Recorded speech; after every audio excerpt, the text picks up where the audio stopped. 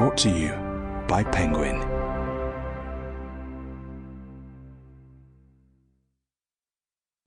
The Hurt by Dylan Hartley. Read by Mike Sengelow.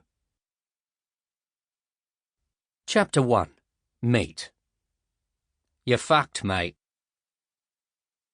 Eddie Jones may be a brilliant coach, but his bedside manner leaves a little to be desired. Even by the standards of the 6 a.m. texts he delivers while running on the treadmill, which make the recipient's balls tighten and the brain melt, this phone call was brutal. I'd spent 4 years as his captain, confidant, pupil, and ambassador. I'd accumulated 97 caps over 10 years, coped with controversy and survived the ebbs and flows of international rugby. I'd lived the slogan, "Leaders never show weakness," but had struggled with a knee injury for 8 months. He was effectively ending my England career with 3 words. Eddie is always prepared, whether he is throwing the media a bone with a smart soundbite or confirming he has written you out of his provisional World Cup squad. I was at a disadvantage, because when he delivers bad news in person, you can at least read his eyes. They are sharp and penetrating, and give a tantalizing hint of his inner thoughts. The England environment was never relaxed, by design. To quote one of Eddie's favourite phrases, borrowed from P.T. Barnum, the 19th century American showman and entertainer, comfort is the enemy of progress. It's difficult to assess his mood when he is a disembodied voice, so our subsequent conversation was fractured and pretty surreal. I'm not fucked. You can't run, mate. I ran this morning. You ran 10 sets of 50 metres. That's not fucking running. There's a bit of swelling on the knee, but I'm powering through, training every day. I can't pick you. You're not fit enough. Start making a decision on what you're going to do. I saw a chink of light. It felt as if he was trying to get me to withdraw voluntarily. That was never going to happen. I wasn't going to make it that easy for him. I knew him as a firm but fair man, and it was time to try to set my own agenda. Before you make any decisions, why don't you give me some parameters, a goal, a level that I need to run at, to be considered? A pause. Okay, mate. I'll get back to you.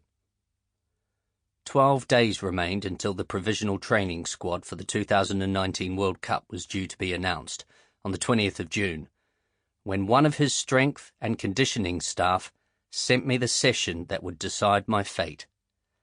It was a 40-minute beasting, repetitive shuttle runs and explosive movement, on and off the floor with barely a minute's rest. That's manageable at peak fitness, immediately after pre-season, and with a few games in the legs and lungs, but close to impossible at that stage of my rehabilitation. Eamon Hyland, the Northampton Saints S&C coach overseeing my recovery, studied the programme and cut to the chase. Do they want you to pass this? He works methodically. In a world of protocols and professional caution, I work instinctively in a world of pragmatism and professional urgency.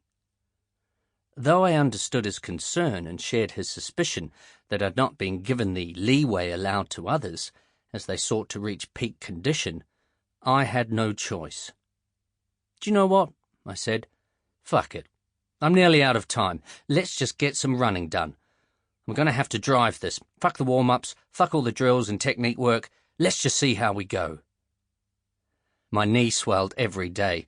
Despite my wearing compression leggings, I did an hour's round trip each morning to do low-impact work in a swimming pool. I paid for a masseur to work on me at my house each evening. I took painkillers, backed up by CBD, the naturally derived cannabis oil that elite athletes in sports as diverse as golf, football and swimming use to regulate sleep, the immune system and chronic pain. My diet was ridiculously harsh, since I needed to reduce body fat to underline my determination to regain and retain my fitness. But my body ultimately dictated the limits of my commitment. Everything came to a head after 3 days. On a Friday morning, when I got into Franklin's Gardens especially early to do a running session before driving to Wales to attend the wedding of George North, my friend and clubmate. The routine had become familiar. My knee blew up, and the pain kicked in. Sample complete. Ready to continue?